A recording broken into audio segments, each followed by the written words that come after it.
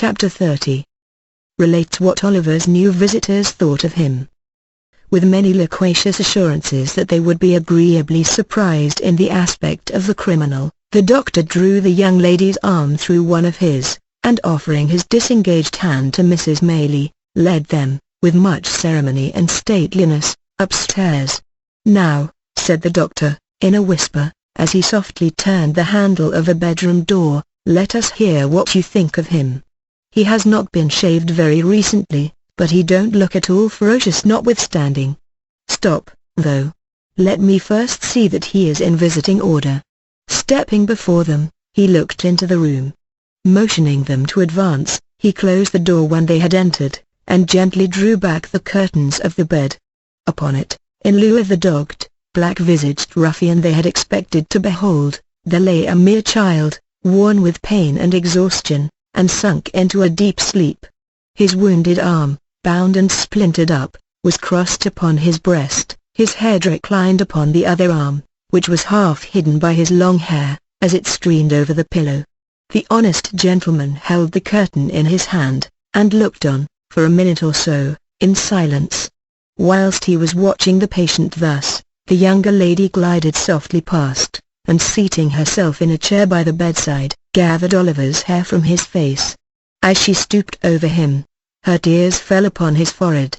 The boy stirred, and smiled in his sleep, as though these marks of pity and compassion had awakened some pleasant dream of a love and affection he had never known.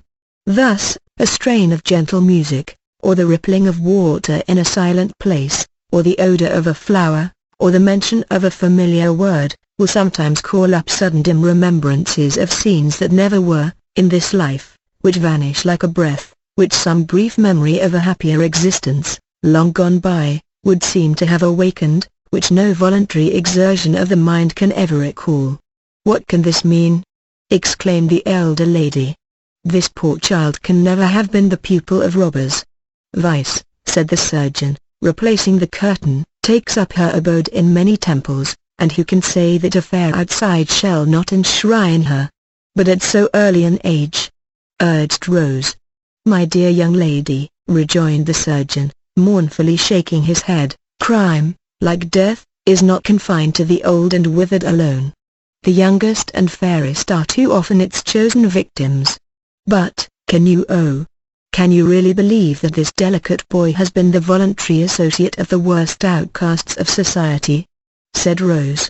The surgeon shook his head, in a manner which intimated that he feared it was very possible, and observing that they might disturb the patient, led the way into an adjoining apartment. "But even if he has been wicked," pursued Rose, "think how young he is, think that he may never have known a mother's love, or the comfort of a home, that ill usage and blows, or the want of bread, may have driven him to herd with men who have forced him to guilt. Aunt, dear aunt, for mercy's sake, think of this, before you let them drag this sick child to a prison, which in any case must be the grave of all his chances of amendment. Oh, as you love me, and know that I have never felt the want of parents in your goodness and affection, but that I might have done so, and might have been equally helpless and unprotected with this poor child, have pity upon him before it is too late." "My dear love," said the elder lady, as she folded the weeping girl to her bosom, "do you think I would harm a hair of his head?" "Oh, no," replied Rose, eagerly.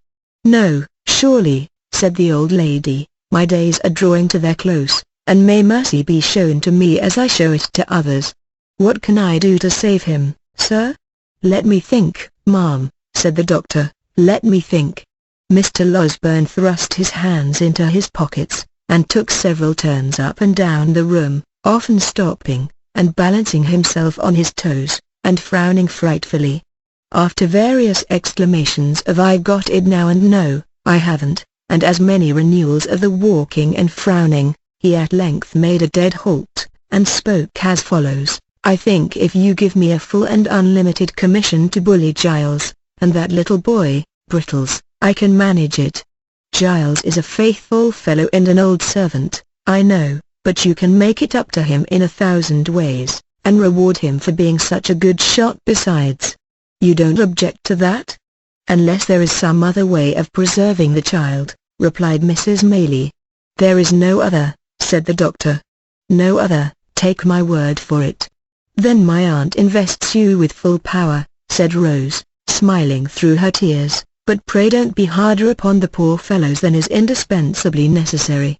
"You seem to think," retorted the doctor, "that everybody is disposed to be hard-hearted today, except yourself, Miss Rose. I only hope, for the sake of the rising male sex generally, that you may be found in as vulnerable and soft-hearted a mood by the first eligible young fellow who appeals to your compassion, and I wish I were a young fellow, that I might avail myself, on the spot, of such a favorable opportunity for doing so, as the present." "You are as great a boy as poor Brittles himself," returned Rose, blushing. "Well," said the doctor, laughing heartily, "that is no very difficult matter. But to return to this boy. The great point of our agreement is yet to come. He will wake in an hour or so, I dare say, and although I have told that thick-headed constable fellow downstairs that he mustn't be moved or spoken to, on peril of his life, I think we may converse with him without danger. Now I make this stipulation that I shall examine him in your presence, and that, if, from what he says, we judge, and I can show to the satisfaction of your cool reason, that he is a real and thorough bad one, which is more than possible, he shall be left to his fate, without any farther interference on my part, at all events." "Oh no, aunt!" entreated Rose. "Oh yes, aunt," said the doctor. "Is it a bargain?" "He cannot be hardened in vice," said Rose. "It is impossible." "Very good," retorted the doctor, "then so much the more reason for acceding to my proposition." Finally the treaty was entered into, and the parties thereunto sat down to wait, with some impatience, until Oliver should awake. The patience of the two ladies was destined to undergo a longer trial than Mr. Losberne had led them to expect, for hour after hour passed on, and still Oliver slumbered heavily. It was evening, indeed, before the kind-hearted doctor brought them the intelligence that he was at length sufficiently restored to be spoken to. The boy was very ill, he said, and weak from the loss of blood, but his mind was so troubled with anxiety to disclose something, that he deemed it better to give him the opportunity, than to insist upon his remaining quiet until next morning, which he should otherwise have done. The conference was a long one. Oliver told them all his simple history, and was often compelled to stop, by pain and want of strength.